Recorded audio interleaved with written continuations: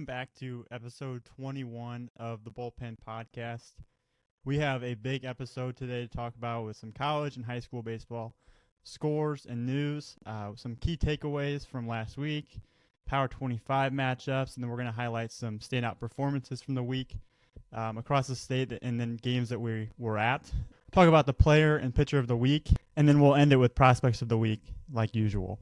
But first things first, how you guys doing? We got another big week this coming week with a bunch of games. I know I'm going to a game tonight, but how you guys doing? Good. No, I know we're missing Drew this episode, so we'll try and hold down the fort the best we can, the three of us. But I'm doing good. Saw a couple good games last week. So excited to talk about it today. And Power 25 update. Usually, at least it seems like the last couple of years, we've had to wait a couple weeks, really, just with no weather or bad weather, not enough teams playing games. So pretty exciting that we're able to update it this early into the year. So yeah.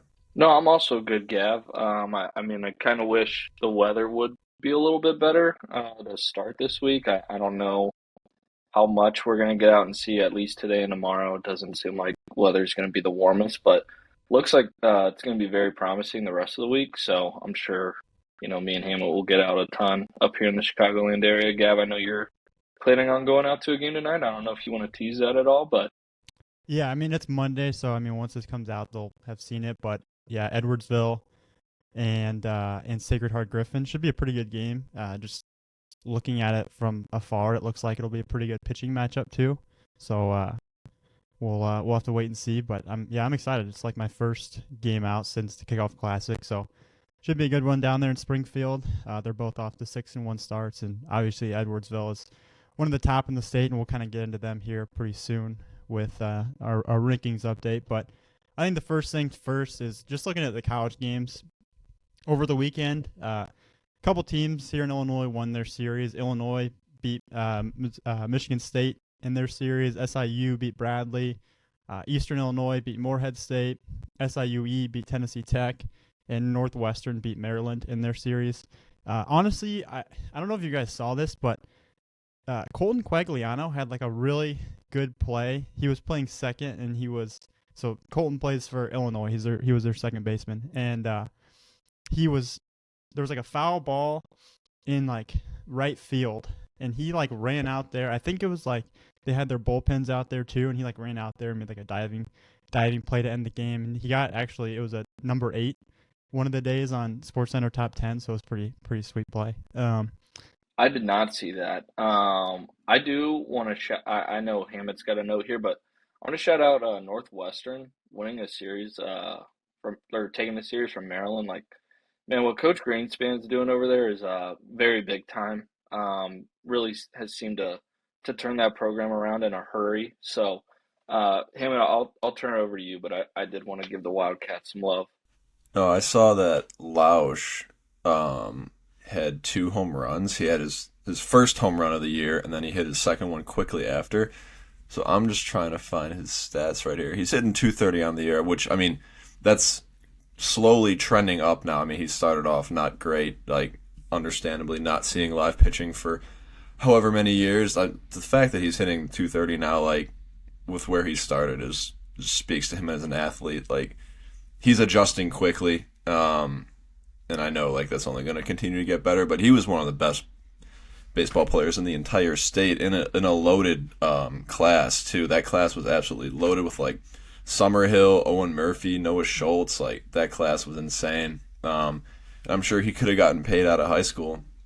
He just wanted to go play football. But no, unreal athlete. Happy for that kid. Yeah, well, obviously, so now kind of jump into high school stuff.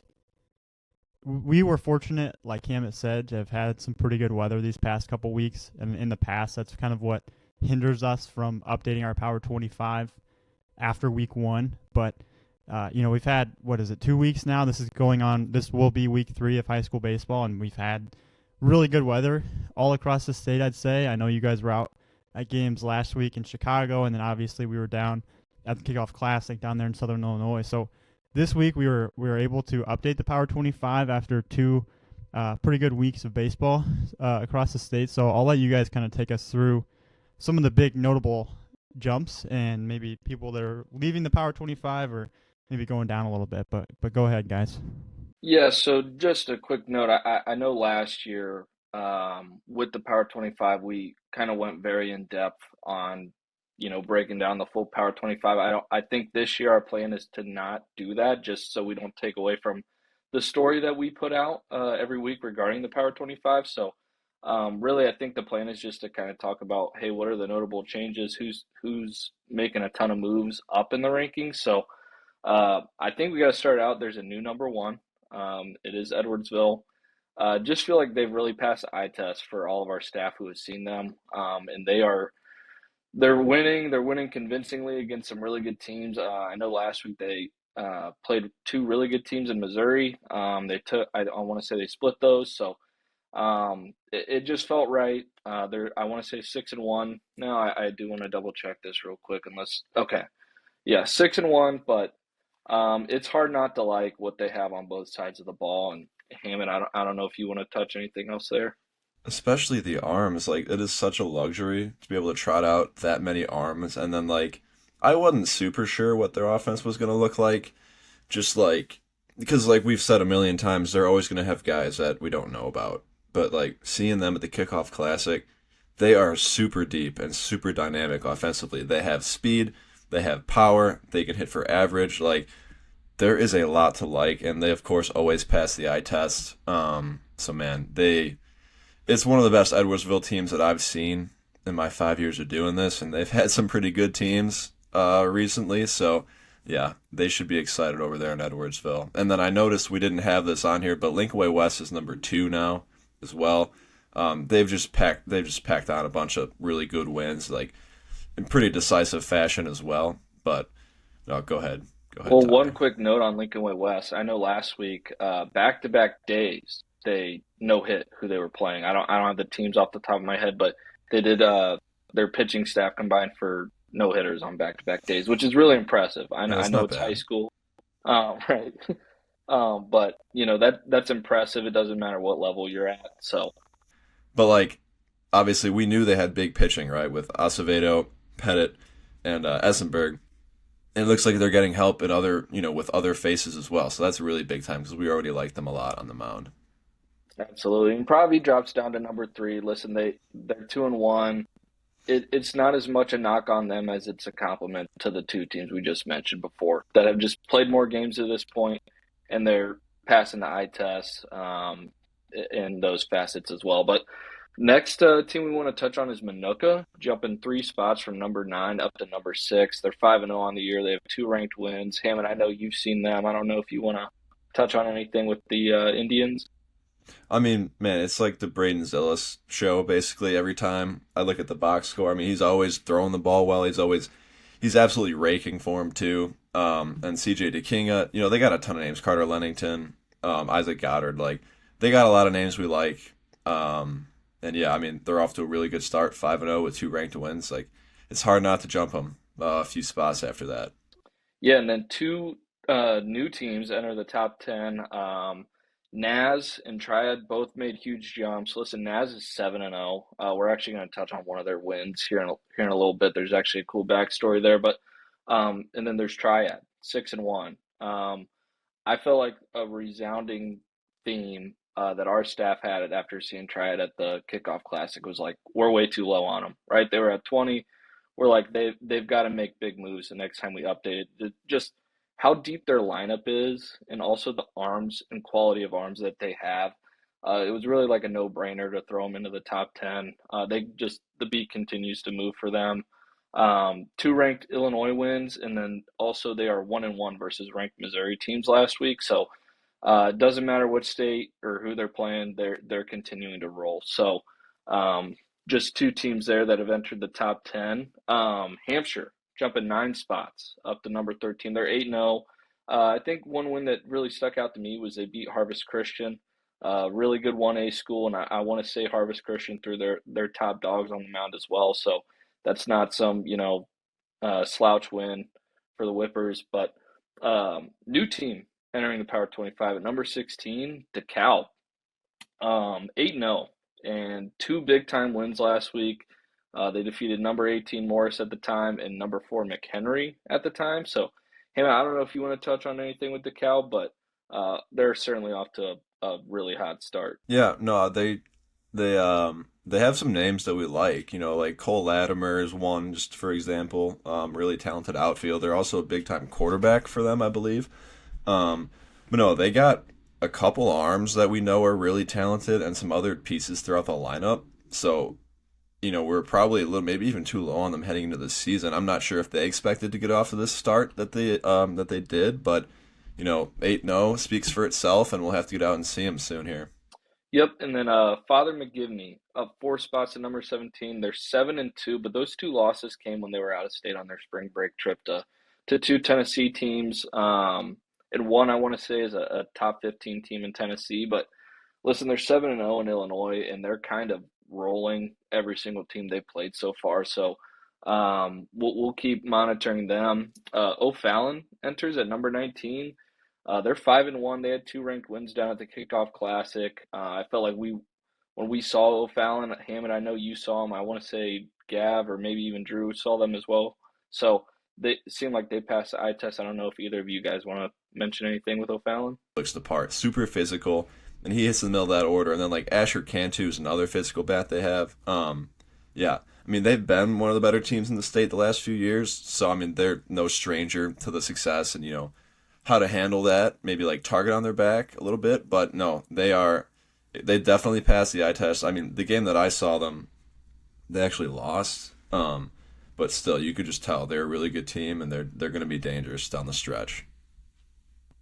Yeah, the next team that enters in is Oswego at number 21. They're 6-0. They beat ranked Bennett team last week, and I saw Oswego at the Kickoff Classic, and like, man, they got some impressive looking athletes in that lineup. Not even to mention a guy like Cameron Jenkins, who's probably going to put up ridiculous numbers all spring, 2026 going to Missouri. But the Panthers are playing really, really good ball to start.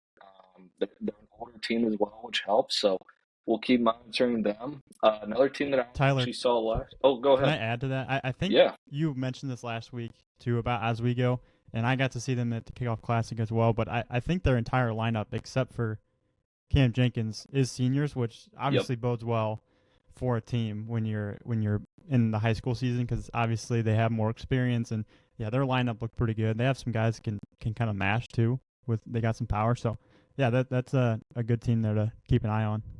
No, that's a good shout. And then next is Lincoln Way East entering at number 22. They're 5-0.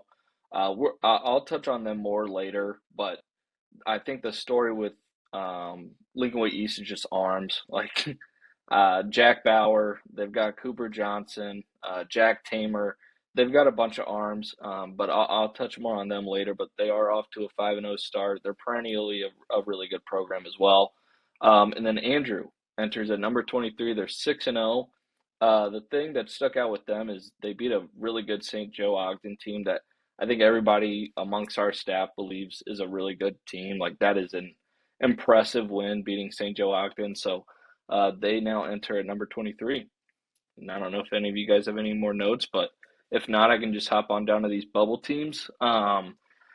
These are just some teams that are off to really good starts. Like, wouldn't be surprised if this time next week when we go over the Power 25, some of these teams I'm about to mention maybe enter the Power 25. But Hershey is off to a 5-0-1 start. St. Charles North, who I'll touch on here soon, they're off to a 2-1 start, but that one win was against the number one team in the state, and Pravi. Lockport 4-1. I saw them. That's a really solid team. Plainfield North 4-0. Sacred Heart Griffin 6-1, and Mundelein is 5-1. But they've actually got. I know this podcast comes out on Wednesday, but they are actually playing in a big time matchup Tuesday, as long as the weather holds up against McHenry. So those are just some bubble teams I wanted to throw out there, guys. Feel free if there's any other teams I didn't mention that you think deserve some love, go for it. No, I think we covered it. I mean, if you look at our Power 25 page, you'll see our updated rankings, and then at the bottom you'll see a big list of some other teams to watch, and we have probably 15 to 20 teams listed under there now. A lot of teams around the state that are off to really good starts with 1 loss, 0 losses, so we'll keep an eye on them. But taking a look at some games from last week and kind of some notable performances across the state. on Friday's game. DeKalb, like we had mentioned, they had 2 Power 25 wins over then number 4 McHenry and number 18 Morris. Nazareth played at Limestone. Def, I'll let you kind of maybe talk about that if you want. And then they defeated them 6-4. Sycamore beat Hononegah 7-5, and then Effingham defeated Altamont 8-5. Well, Gav, I'm surprised you're letting me touch on Limestone here. I mean, You can I add feel the like nugget about the player, about how Tomey did, but I'll add the info if you want. okay, all right, yeah, let's do that. So, yeah, Landon Tomey, 3 for 3 with 2 bombs. So, listen, his talent kind of speaks for itself. I know everyone on this call is a big fan of Landon. We had him at the Future Games. We'll get out and see him again this spring at some point, I would think. But just a really good pure hitter for his age. He's going to Tennessee. I think that kind of speaks, enough volumes. But Gav, I know you have a note on this game as well. Yeah, so Naz playing at Limestone, that is where Jim Tomey went to high school. So Jim is now the assistant at Naz. Obviously, Landon's his son. And at that game, Landon hitting 2 home runs at Limestone at his dad's old high school field. That's pretty cool. Like I can't imagine as a dad seeing that and how cool that probably is for him. And then how cool it was for Landon to get to do that at his dad's high school field as well. But on top of it, I mean, there was multiple like baseball kind of people from the Peoria area that were there that like played pro ball. Like Zach McAllister was back, who played for Cleveland for a while, the Yankees for a little bit, like 3rd round draft pick, I think, out of IVC in Chillicothe. I know some college guys came back for it, but apparently it was a packed game, so that's pretty cool to see for Jim Tomey's homecoming there. No, that's awesome. One other note, you touched on Effingham beating Altamont 8-5, but a guy that I was really high on last week when we talked on this podcast, after I saw him at the Kickoff Classic, was Carter Brady, a left-handed arm, 2027 for Effingham. Looked like he threw the ball well. Struck out 11 and allowed just 2 runs over 6 innings of work against Altamont. So glad to see Carter still throwing the ball well, right? I think as scouts, we go out, we see a guy that maybe we haven't seen before. They show really well. From then on, you start tracking, okay, how do they do their next start? How do they do the rest of the spring? So to see Carter come right back out and throw the ball well, it's really encouraging. Yeah, and then on Thursday, Father McGivney beat Marquette Catholic 11-0. St. Charles East defeated West Aurora 8-6. At the time, number 25 Bennett beat Wheaton North 9-3. Rockridge defeated Geneseo 8-2. Oregon defeated Hinckley Big Rock 9-4. And then Rock Island Almond defeated Lena Winslow 10-2. So if there's anything there that looks noteworthy to you guys, feel free to hop in. But I got a couple nuggets I can add if you want. Just for me, Joey Aaron struck out 9 in 4 innings. He's going to be their ace at St. Charles East, so good to see him kind of picking up, where we expect him to. And then same with Gino Zagorak for Bennett. He struck out 7 and allowed only 1 run in his 3 innings. And I guess while we're sticking with pitching, Bryce Becker, he struck out 13 in 5.2 innings for Oregon without allowing a run. And then Gavin Aubrey, 5.2 innings, 11 punch-outs for Alleman. So good week for pitchers. And I felt like I was reading, there was like multiple no-hitters throughout the week just doing the roundup. I saw one of them in person. But yeah, it was a good week for the pitchers. We're still waiting for those bats to wake up a little bit. But well, hey, Colin Schweigen against Geneseo went 3 for 4 with a triple, a double, and 2 RBIs. Home run away from the cycle. So I know we actually probably like him as a pitcher, but honestly, I think at the state games last year he really showed well at the plate, and I think since then it's kind of like, man, he could potentially be a two-way kind of guy that we like. 100%. So yeah, but on Wednesday, Matea Valley defeated Bennett Academy, who at the time again was number 25, and Tyler Gluding went 2 for 2 in that game with a walk and 4 runs. In Mascuta's win over Belleville East, Austin Musso added another homer to his season.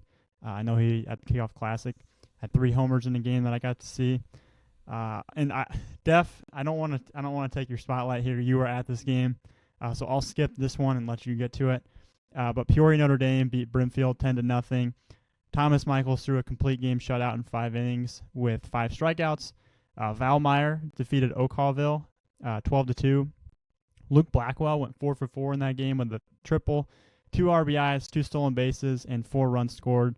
And then Ryan Schaffnet for Morton struck out 14 in 7 innings. How about Luke Blackwell? What is with the POs just Yeah. raking this year? I mean, Dylan Yes. Huff, Cam Appenzeller, Luke Blackwell, Austin Musso, Connor Blue is in the middle of their lineup. I mean, we were just talking about Colin Schweigen, like Yeah. everybody. I mean, that's pretty cool.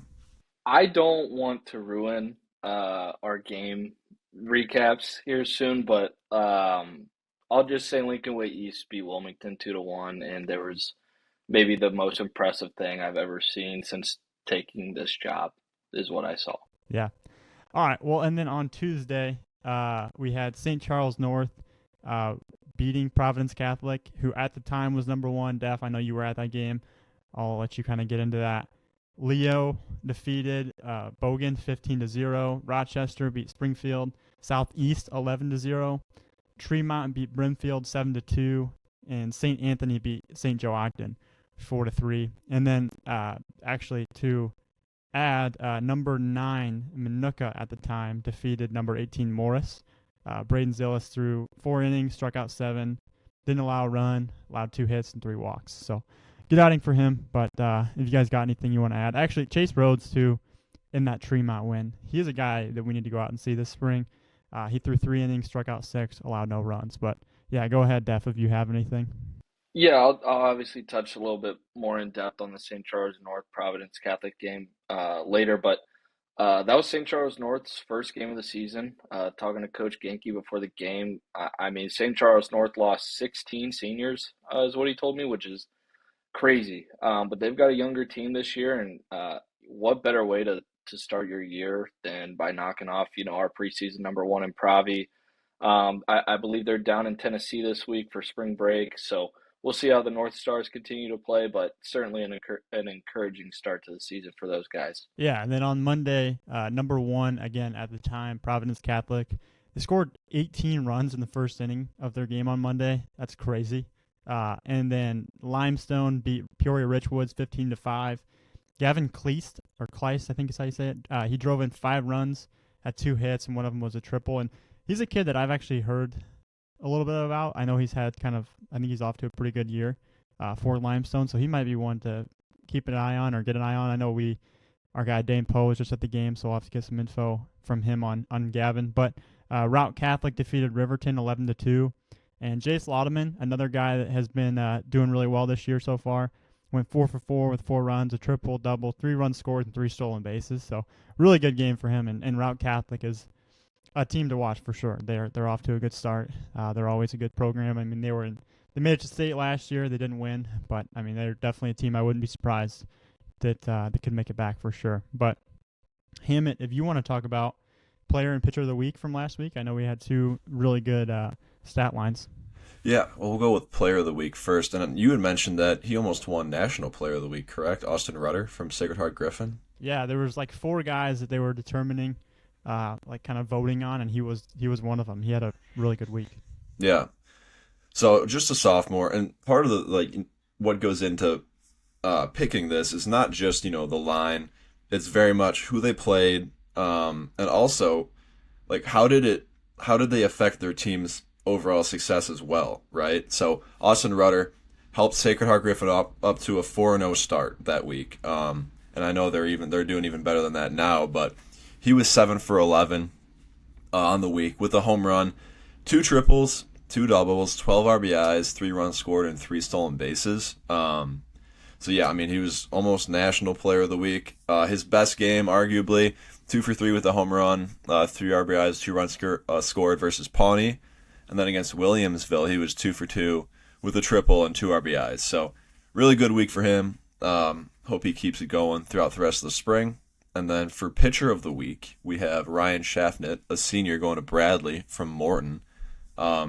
He threw 9 innings on the week, so it was 2 different outings. So against Normal West to start off the year, he went 2 innings, struck out 4, didn't give up any runs. And then against Briarcrest Christian, he went 7 innings, scattered 3 hits, and struck out 9. So on the week, 9 innings pitched, no runs, 5 hits, 13 punch-outs, and no walks. That was kind of what sealed it, I think, was the no walks to 13 punch-outs in 9 innings. Like, Shafted, I mean, he's a power arm, long levered kid. So the fact that he's able to throw strikes like that, really impressive. And I saw he had another really, really good outing recently. So he might be in discussion for pitcher of the week again here soon. But yeah. Well, to add to Schaffner's performance for Briarcrest Christian, they are down in Tennessee.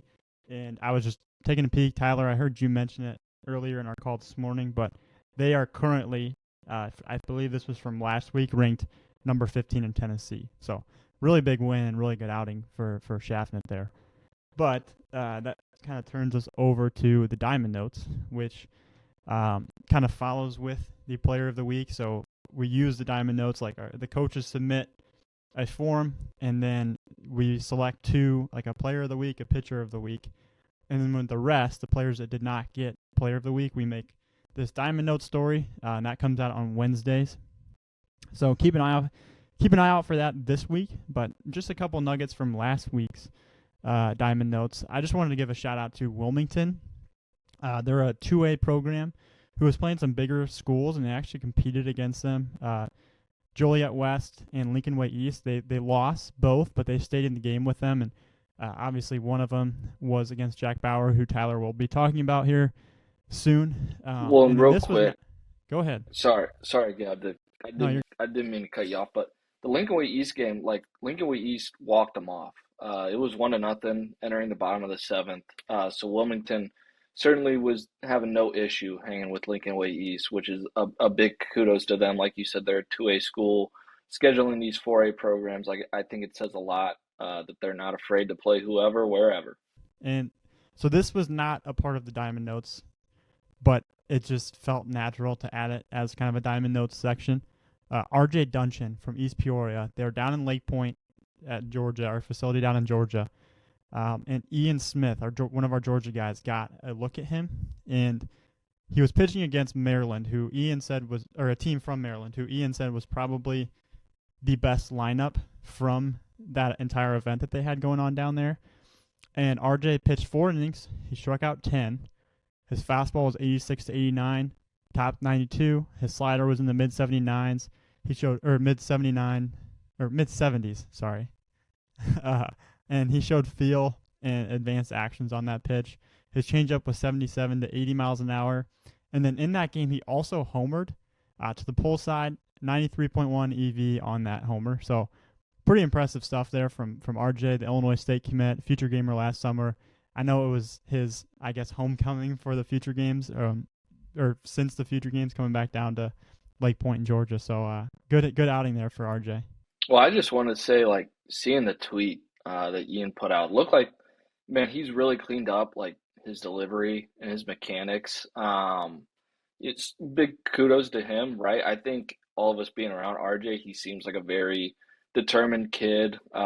Doesn't surprise me at all that he probably has an awesome work ethic. To me, it shows, right? Like, I seriously mean that. Like, I think his delivery's really cleaned up since we last saw it at future games, and also he came to our state games as well. So big kudos to RJ. That's awesome, going down out of state, playing really good competition down south, and not having any issue.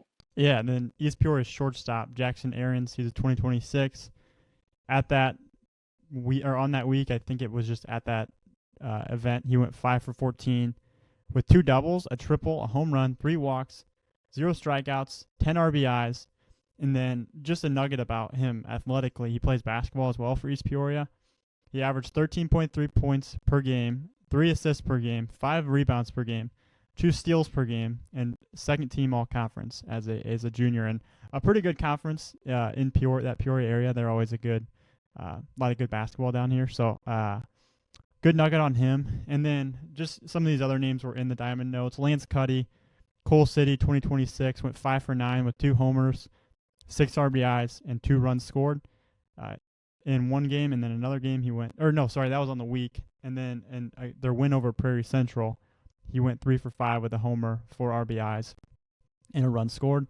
Right-handed pitcher Carson Norris at Lakes Community, He's a 2026, went through 5 innings, struck out 11, walked 1, allowed 2 runs and 3 hits. Landon Loomis from Triad went 5 for 9 with 2 homers, a double, 7 RBIs, 3 runs scored and a walk. Antonio Brown, a pitcher at Homewood Flossmoor, threw a no-hitter against Hinsdale Central with 8 strikeouts and 2 walks. Hudson Lavelle from Morton to 2027. They also were on a trip. I believe it was down in Tennessee. On that trip, he went 8 for 21 with 3 homers, a triple, 3 doubles, 8 RBIs, 6 runs, a walk, and a stolen base. And then Jace Laudeman from Route Catholic. He's a 2025. He went 7 for 12 with a triple, double, 2 RBIs, 8 runs scored, a walk, and 5 stolen bases. So that's only a small part of it. There's a lot more names in that actual Diamond Notes story, but just some nuggets that were pretty noteworthy. But for coaches, I would say just be sure you are submitting that each week to us. I believe it's Monday morning or Sunday night that you'll be getting an email. And if you're not, just let us know. Email Drew or one of us, and we'll make sure you guys get set up with that to submit some players. And we can give love to them and try and just get some stats out there and more nuggets on them. I think the Diamond Notes story is a really cool one. Is obviously the player of the week is too. But go ahead, Hammett. Yeah, even we love when coaches will submit multiple players, right? Because they're not all going to win, but they all get mentioned. So it doesn't need to be someone that you're like, he had a good week, but he's not going to win. Send it to us. We get him some love anyway. You know what I mean? It's not about just sending us the guy that you think will win. Send us all the guys that you thought had good weeks, and we just want to shout out. Simple as that. Yeah, for sure. And so kind of moving over to game coverage now. You guys were both at games last week. So I'll let you guys just kind of kick it off and talk through some players and games that you had. Yeah, so I'll start it off with Tuesday.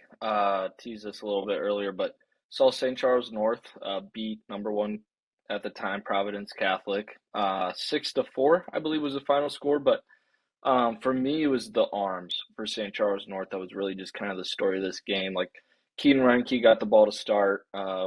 First game of the year, he was obviously on a pretty limited pitch count, but 2 innings pitched, just continues to look the part, man. He's a high level uncommitted arm, big time football player. I know we've talked on Keaton quite a bit on this podcast, but 6'4", 206, and he just looks like an athlete on the mound, man. Fastball was 87-90, touched 91 early. He settled in his second inning more, 86-88. But life through the zone with the fastball. Was going to a sharp curveball at 75-78. Was getting over 2,500 RPM on it. I think the cool thing with his curveball was he was actually painting that sucker. His first inning, right at the knees on guys. He wasn't getting many calls, which happens. It's high school baseball. But he kept going back to it.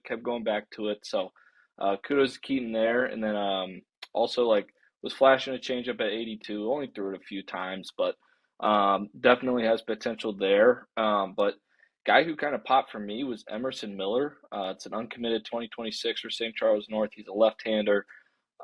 Ton of weak contact throughout the game.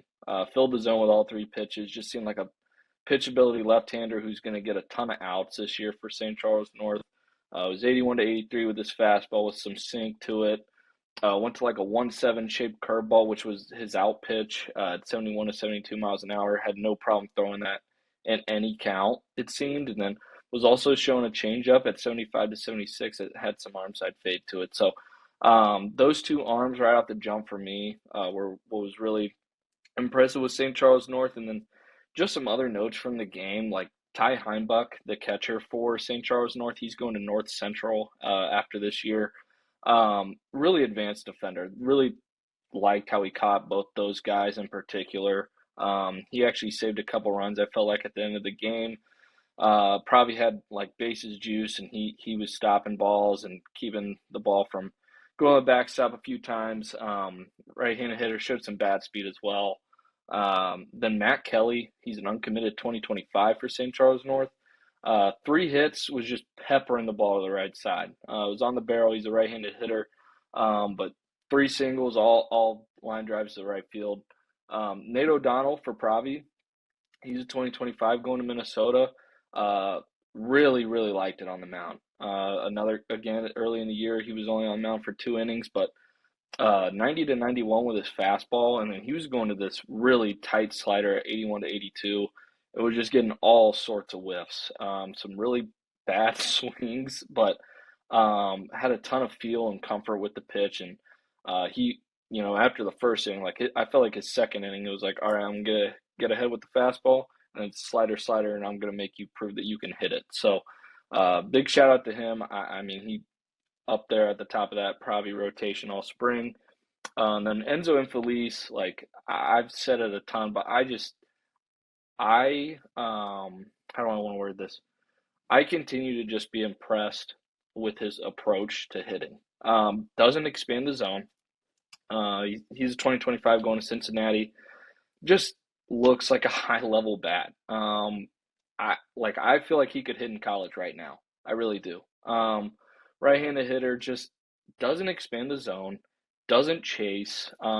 He wasn't getting a ton to hit. The one time he did, he hit an absolute rope to shortstop, and like no disrespect to who was playing shortstop for St. Charles North, I wouldn't have wanted any part of that ball either.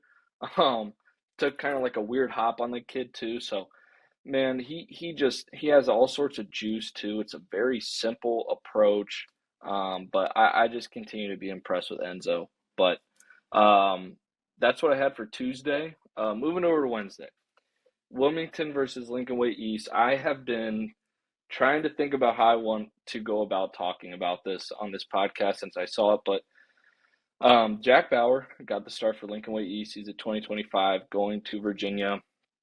Left-handed arm. Like I said earlier, it is probably the most impressive thing I've seen a high schooler do since I've been doing this job for 3 years. He was 98 to 100. That is confirmed 98 to 100 from the many pro scouts that were there. I was also getting the same read on my gun. Um, and like he has control of it too. It wasn't like it was all over the place. He was hitting guys. He walked the yard. He worked 2 innings, walked one guy, and struck out everyone else. On top of that, he's going to a banger slider. That at the top of the Wilmington lineup, they had like two or three straight left-handed hitters, and honestly, I feel like his slider against a left-handed hitter for high school should almost like be illegal. Like I feel like that's how good it was. Like seriously, like you almost feel bad because it's like I don't even know what you do with that if you're a left-handed hitter. Because you had control of it too. So again, it was just so impressive the control that he had with both pitches. I wouldn't necessarily say he had command of either one, but like that's something that comes with maturity, and he can get that in college potentially. So, but the overall control with that high octane of stuff is just so impressive. Like I was blown away in game. I speechless. So, just want to give Jack his flowers. Like he was a future gamer for us back when me and Gavin actually started the summer of 2022. So he's continued to get better, and he's made a huge jump clearly with his stuff and just overall control. So he's going to be one to watch all spring. I think he really wants to go to school, but it's going to be interesting to see if any of these MLB teams give him something to think about when the draft comes in July. So that's what I have on Jack. Pete, I know you're unmuted, so feel free to hop in. Yeah, two things about Jack. Number one, how easy it is. Like that, you shouldn't be throwing. First of all, you shouldn't throw 100 in high school. Like that's insane. Second of all, it should not look that easy, and it's also coming from the left side. Like, what Yeah. are we doing here? Like that's insane. But also, if I were just to look at the box score, right, and not know the number, and think Jack Bauer is throwing exactly as hard as he was last year, but strikes and like not walking anybody, his stock in my mind would still be high, like higher than it was because it's strikes now, and it's like what was he like 94, 96 last year ish, like if he was the same velo but throwing strikes, his like I said, his stock would be higher. But now he's throwing 100. It's like, all right, I've never seen anything like that personally in my 5 years doing this either. 100's got to be Yeah, I don't think Walters got to 100. He was like 99. That's the firmest I've ever seen in my 5 years. And I mean, he's left-handed, super easy. Man, there's going to be some tough decisions coming up for Jack, probably, I would think. For sure. I set the bar really high there, but honestly, this whole game had really good pitching across the board. Cooper Holman got the start for Wilmington. He's a 2027 right-handed arm. Really liked it. Felt like he was just very efficient. I want to say like through his 6 innings, he was at like 80 pitches. Just filling the zone. His fastball was 83 to 87. He touched 88. Has some arm side run to it, but I feel like the story for Cooper and why he was able to pitch as effectively as he was he had feel for both of his secondaries. Could throw both for strikes. His curveball had depth at like 70 to 72 miles an hour. Then also would show a changeup with fade at 78 to 79. So I thought it played well off his fastball. Threw both with intent. So um, he battled a couple times, like a couple guys would get on or get in scoring position, and it didn't really seem to phase the kid. Just kept filling the zone and throwing strikes. So he's an arm we're going to have to continue to follow this spring for Wilmington. And then one last note on Cooper Holman. To show how often he was getting ahead of guys, he threw a first pitch strike to 17 of the 23 batters he faced, which I'm sure in the end helped him be as efficient as he was. So that's really impressive to attack and be ahead in the count that early or at that age, right? Just ton of feel from Cooper, and just wanted to shout that out. And then Cooper Johnson came in after Jack Bauer for Lincoln Way East and finished out the game. 5 innings pitched, he struck out 8. Another guy who's just absolutely attacking the zone. Through 69% strikes, if you would have asked me after the game, I would have felt like it was even higher than that. Felt like it was always like strike one on every guy too. But yeah, with Cooper, his fastball was 81 to 83, but it felt honestly firmer than that. Had like a heavy finish to it with some run. His curveball is like a 12-6, 69 to 70, filled up the zone with his curveball. I know I touched on Emerson Miller earlier, who really had no problem going to his curveball whenever. That was kind of the same story with Cooper, I thought. Cooper Johnson, that is. Then he also showed a changeup at 74 to 75 that flashed for me, but really didn't need it a ton. He was able to just really go fastball, curveball in this one. And then there's also one other standout from this game that is actually going to be my uncommitted prospect of the week. So with that, I can actually turn it over to Pete for what he had on Thursday. Appreciate that. Yeah, I saw Montini take on Hinsdale Central for some pool play for Do It Stevie's Way tournament. Montini won 11 to nothing. My first nugget is Blake Hare, and I'm actually going to make him my prospect of the week, so I'm not going to get too in depth with him right now. But Nick Coy, 2026 for Montini. He came out and closed it. It was high octane stuff, 86 to 88 with all sorts of intent. Definite like bullpen closer vibe. Like high energy. And he had a mid 70s curveball, but he was just going right after dudes. He's not scared. It's just a talented arm that I came away impressed with. Didn't have too much on him, but yeah, he'll be a nice piece for them at the back end of that bullpen. But the biggest takeaway besides Hayer from that day for me was Johnny Louise, a sophomore. He started at third base, hitting their 5-hole. He went 3 for 3 on the day with 2 doubles. Right-handed hitter, had 4 RBIs, 2 runs scored, and he started for them a bit last year at third base as well, so he's got some experience on varsity. Really simple swing with strength. We saw him show well this past winter as well.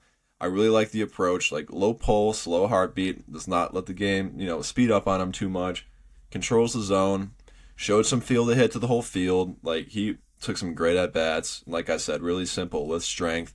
I think he's going to continue to hit. And he looks to be a steady defender at third base as well.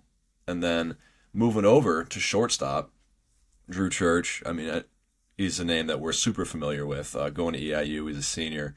He just continues to look the part as one, if not the best defender in the state for me on the infield. Like ultra natural actions. Like it's how it should look, right? Long levered, high waisted, just the confidence in his glove that he has, the timing through the baseball. He was giving me those like one-handed, like run through the ball just with all sorts of body control.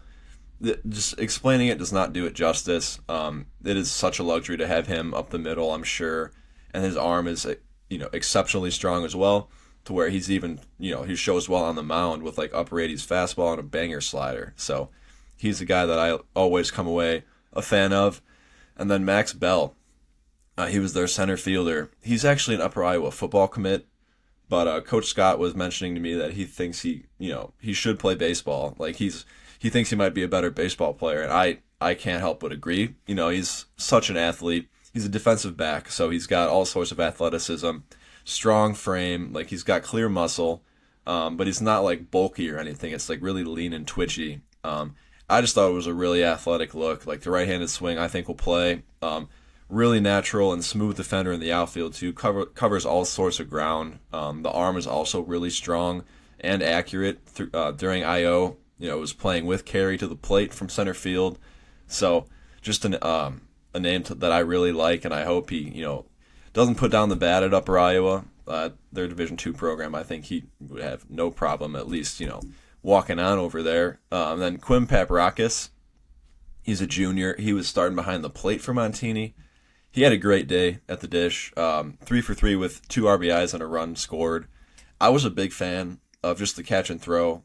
Super clean, glove to hand. And I thought he handled the staff really well. And he was pretty vocal, especially during like IO, like commanding people around. It was just good to see because I know they've had, he definitely was not starting for them last year. They had a catcher that's at Northwood now. And he was kind of handling that staff for a while. So it's good to see Quinn, step up and handle the staff like that. And then for Hinsdale Central, a couple names that I liked. Owen Sunderson, a sophomore. He came out of the bullpen for him. Now, he did not have maybe the best line, but I came away extremely impressed with him. 82 to 85, really clean athletic delivery, really quick arm, and a banger breaking ball in the mid-70s. It was like a true 12-6. I just really liked the way the fastball came out. He is a guy that we're going to have to keep following and keep tabs on moving forward, because I think that kid's got a bright future on the mound for sure. And then they went to Aaron Katz after him, a junior. And he threw out of like a lower, funky, like 3/4 slot, pretty deceptive. And he stopped the bleeding for him. He shut it down out of the bullpen. He was working around 80-82 with some arm side action. Just a deceptive look from the pen that I think he'll do well for him throughout the spring if they can rely on him and go to him whenever they're in trouble. Yeah, now Saturday, Hammett, you and I were both out once again. For me, I went over to Lockport and saw them play number 13 Mount Carmel at the time. And Hammond, I know you. I want to say you picked Lockport in our field draft, or maybe you just mentioned them as an honorable mention. Do you remember? Okay. And I remember you texting me and saying, "What are your thoughts?" And love their field, love the setup. That was a great pick by you. If we had to do it all over again, I'd probably be vying to pick them as well. Ed Flink Field, awesome field. So just wanted to start out with that. But Lockport shut out Mount Carmel 6-0. I think my biggest winner from the game was Drew Satunis. Now I know that's a guy we've been touching on. I feel like the last few episodes on here. He's uncommitted 2026 and left-handed hitter who was just all over the barrel. Took some really, really good swings. It's athletic. Think he has a mature approach as well. Really liked it behind the dish as well. Kind of commands the field. Can really manage the game as well. So big fan of Drew. I think that's a guy that college coaches are gonna have to keep following this spring. I think he could pop at any time. Hopefully this summer or something like that. But big fan of Drew after Saturday. Joey Dal Ponte is how I hope you say it, Joey. I hope I'm not messing that up too bad. He's a 2025 going to Purdue Northwest, and he got the start for the Porters and threw the ball really well. Just a guy who was filling the zone and really attacking with all of his offerings. Fastball was 83 to 85, touched 86. His curveball he could throw for strikes. 65 to 66, and his changeup was showing some tumble actually at 71 to 74. So really like what Joey had. Listen, Lockport's a team we touched on earlier that I think we're gonna have to keep paying attention to, but to have a guy like Joey who's just a solid, reliable arm, I think it speaks volumes to what Lockport's got cooking this year. But moving over to Mount Carmel real quick, Colin Adams, leadoff hitter for Mount Carmel. He's going to Wharton County Junior College after this season, but man, I just always love watching his at bats. Does not give away a single at bat. It is always competitive. If they keep like quality at like I remember in high school we used to keep track of who had the most quality at bats in the season. Like, would not be surprised if Colin Adams runs away with that if that's something they do over there at Mount Carmel. Like, just so like every time I see Colin, it is always a quality at bat. Um, Also, like, came really close to making like one of the best plays I've seen from a center fielder on Saturday as well.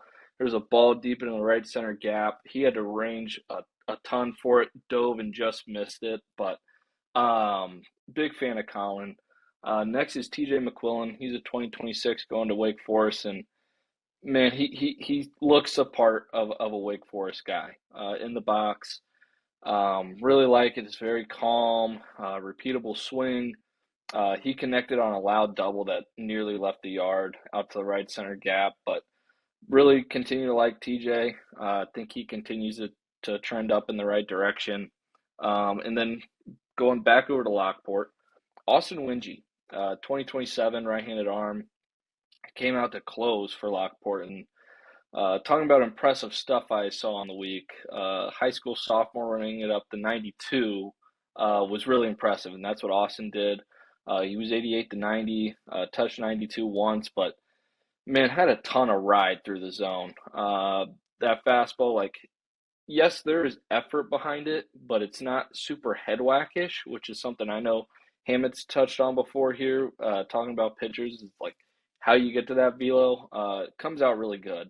So, really just needed the fastball to get through his inning, but he did also show a curveball that kind of had some 12-6 action, and then also flash a slider at 79 that I think could end up being a really, really good pitch for him as he learns to stay behind the ball with the slider. But big fan. That is one we're gonna have to keep an eye on the rest of the year. I don't know if he'll get starts or anything for Lockport. They've got some solid pieces in that rotation, but just to have a guy like that at the back end of your bullpen for Lockport is a huge luxury and something that I think is really going to pay off for them down the line. But last guy I want to touch on for Mount Carmel is Andrew McCormick. Came on in relief. He's going to St. Thomas. He's a 2025. Just really liked his moxie and the edge he was kind of pitching with on the mound. Had like no fear. It was like very like, I'm gonna come at you. I'm gonna get you out, and like I'm not afraid of you. Kept his team in the game. He entered and it was 6-0, and kept Lockport off the board. Really, their offense wasn't able to muster much off of him once he came in. It's an 84 to 85 mile an hour fastball with some run to it. Really tight breaking ball, 73 to 76 with 2,500 RPMs at times. So really liked Andrew. Had never seen him before. Didn't know who he was, and thought he threw the ball really well. So that's what I had from Saturday. Hammond, I know you saw a really good pitching performance, so I'll throw it over to you. Yeah, I saw number 6 Brother Rice take on Oswego East, and if we're talking fields, man, I gotta look at Brother Rice's brand new field, and if I was redoing the draft, I would have for sure had them at some point in my 4. I mentioned it to Coach McBride. It's got to be a top 3 field for me, just already, just unbelievable. Like, the playing surface looks amazing, really easy to maneuver around. I thought I was able to get really good pitching video as well. You can get up close and personal. So big fan of the new field. But yeah, Brady Cunningham, 2027. He threw a no-hitter, 5 innings. And like nobody even celebrated. The game was over, and I had to like double check that it was a no-hitter. I was like, do these people just not care? Like, it was, I was just taken aback by it. He must do it all the time or something. But yeah, no-hitter, 1 walk, 8 strikeouts. Real quick, Can I hop in here? Yeah, of We're course. all pitchers here, right? This is a safe zone since Drew's not on this week, but like, isn't that kind of nuts? Like, are no hitters just kind of like whatever now? Like, Maybe I it's don't because know. it was only 5 innings. I don't know, I but mean, still, that's like yeah. in high school, you pretty much went like 80% of you pitched 80% of the game. I don't know. That's just kind of crazy to me, but sorry, I had to throw that in there. No, I agree. I'm a pitcher. We were all pitchers, so like, would have expected a little more celebration, but it's okay. It's nothing, something slight for him. But he was 86 to 88, from like a tight window, but over the top slot, so he gets true backspin on it with some carry through the zone. You can also play at the top of the zone, and he was getting a ton of swing and miss on the pitch in the zone, and then he was going to a mid 70s breaking ball as well, for a ton of swing and miss. But yeah, obviously super dominant on the mound. He walked the first batter of the game. It was a little wet, like it had just finished raining. Probably his first time ever on that mound too. It's a turf mound, probably a little slick. So I mean, he quickly adjusted though. He walked the first guy and then really locked it down after that. Had no trouble dominating the lineup after that point. But and then at the plate, he doubled, and just took really good at bats all game. I thought. I mean, I've long liked how simple and strong it is, and he took a really great at bat where he was able to kind of go down and get a ball and flick it to the gap for his double. So just really like him on both sides of the ball. Just an absolute freak. I mean, we were talking the other day. We saw him. He did like a 39-inch vertical jump. Like you're not supposed to move like that at that size. Like it's just silly. But they got athletes, just like crazy athletes throughout that entire lineup. Speaking of one, Nolan Ramley, like obviously one of the toolsier kids in the state. Going to Kentucky, he's a junior. Really started to pop for us at the future games. Like we had seen some swing and miss from him prior to that, like in the spring, but then it seemed like at the future games he really started to figure it out, and it kind of continued into the fall. And then man, like his at bats were great, like super confident takes, like really good takes, knew the zone. Like he definitely had some moxie to him. Like he's starting to feel himself and have some confidence as well. And he had two doubles on the day, just with insane bat speed through the zone. Like the feel of the hit continues to get better for him. And then Gavin Triesenberg, he was another big performer on the day. He went 3 for 3 with a double and 3 RBIs, and his hand speed continues to improve as well.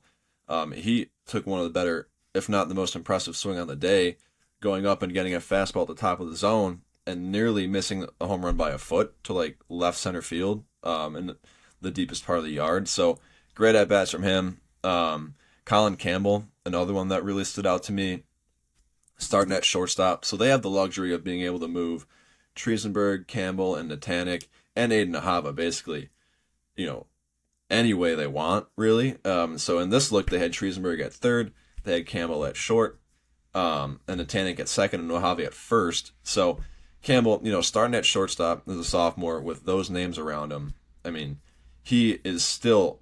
We've long liked how confident he is and how vocal and advanced his actions are, but it was still very much of the same stuff. Like a natural leader, always talking, whether he's in the field or in the dugout or on deck. Like very vocal. I love that about him, and the actions are obviously very advanced.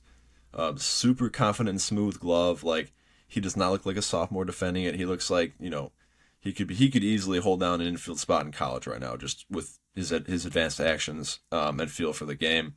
And then his bat, left-handed hitter, super fluid, super smooth. I saw him take a single right back up the middle. It was a really good swing. And as he continues to get stronger, I think the swing will only get better. But big fan of Colin Campbell and just the way that kid plays the game. For us, we go east.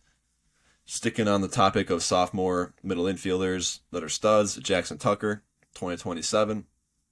I mean, just an unreal frame, like all sorts of levers, high waisted, ton of projection there. Just like, again, really, really natural actions. Super confident glove. Saw him make a diving play in the hole to his backside, backhand. Unfortunately, did not get the runner. But it was like it was an incredible play to keep the ball on the infield, and I believe it saved a run if I remember correctly, at the time. But then Devin Wheaton and Jack Swellahan are two juniors that they had, at third base and second base. Wheaton was at third, and Wellahan was at second. And I remember talking with their coach before the game. Just the typical, who do you like? Anyone to watch out for? He said, yeah, all the infielders, they're all really good. And I, agree with him completely. I thought Whedon and Wellahan both showed good actions on the infield. And I thought Wellahan was taking some good swings. I mean, obviously no one got a hit, but Wellahan, smooth, loose, right-handed swing. I think that's got a chance to play. But yeah, and then Dominic Batista, he again did not show, nothing to show for it at the plate, but just another big-time name that, really, really impressed us this winter. The left-handed swing continues to get better with juice and big-time actions in the outfield. Covers all sorts of ground in the outfield with a really, really strong arm. So both sides of the ball, or both sides, both teams had interesting prospects, but Brother Rice came away winning that one 11-0. But yeah, I mean, I came away really, really impressed with Brother Rice's lineup top to bottom. And even Oswego East, they got some good pieces too. They just ran into a little buzzsaw with Brady Cunningham there. Yeah, well, moving on to Prospect of the Week now. Tyler, I will let you get in here and talk about him. Yeah, so teased this earlier with the Lincoln Way East Wilmington game, but for me, it's going to be Jake Newman, catcher out of Lincoln Way East, 2026, and all in on the glove behind the plate. Just big time actions for a high school junior, catching some really high octane stuff, like we mentioned with Jack Bauer.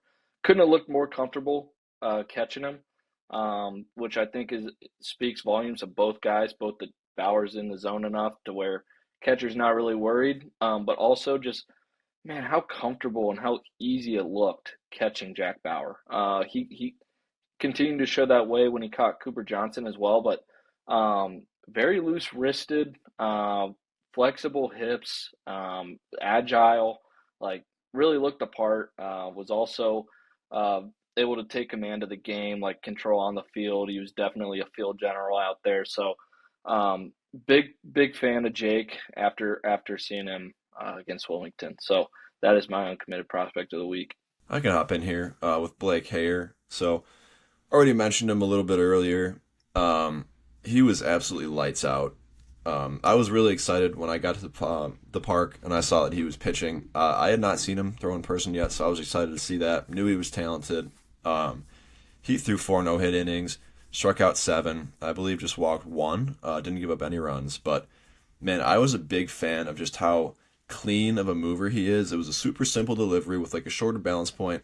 I just loved the way it came out. Clean arm. And he was doing like the Mike Clevenger little happy feet thing for timing, and I kind of was a fan of that. I mean, he was keeping the pace going. He was working quick, which I absolutely love that. I love to work fast myself. He didn't even need a pitch clock, but if he did have one, I'm sure he wouldn't have gotten under like 15 seconds each time. But yeah, love how fast he was moving. 84 to 87, and the fastball. I mean, if I didn't have a gun, like I would have thought it was playing a little firmer than that. The way it was just jumping through the zone. Had some carry, getting swing and miss on that, getting swing and miss on the curveball, 66 to 71, flashing the slider around 75 as well. Just a big fan of him. Definitely one of my favorite arms that I've seen so far in the year. So definitely an uncommitted name to know. Yeah, and then to round this out, I will go with left-handed pitcher Brady Turner from Route Catholic. He is a 2026. He's 6'3", 185 pounds. Really good frame on him. It's lean. He's got athleticism with some strength, but obviously it still looks like there's more room to come. On the mound, it's a very simple mover, not a ton of effort, very compact arm action. Low 80s fastball that we've seen, and this was at the state games, was up to 84. Shows a 1-7 curveball with some depth and changeup plays with some fade. And then on the high school season, he has thrown 6 innings, struck out 9, walked 1, allowed 2 runs and 6 hits. And then at the plate, he's hitting .615 with 2 doubles, 11 RBIs, and 4 walks. So that is uncommitted left-handed pitcher, first baseman Brady Turner from Route Catholic. And that will round out today's episode. Appreciate you guys listening. Keep an eye out for all of our game coverage this week, the player of the week, diamond notes, our daily roundup. So just keep an eye out for all of our content covering the high school season. And appreciate you guys listening. As always, be sure to like, comment, and subscribe on YouTube, and then follow us on Apple Podcasts and Spotify Podcasts. So appreciate you. We'll see you next time.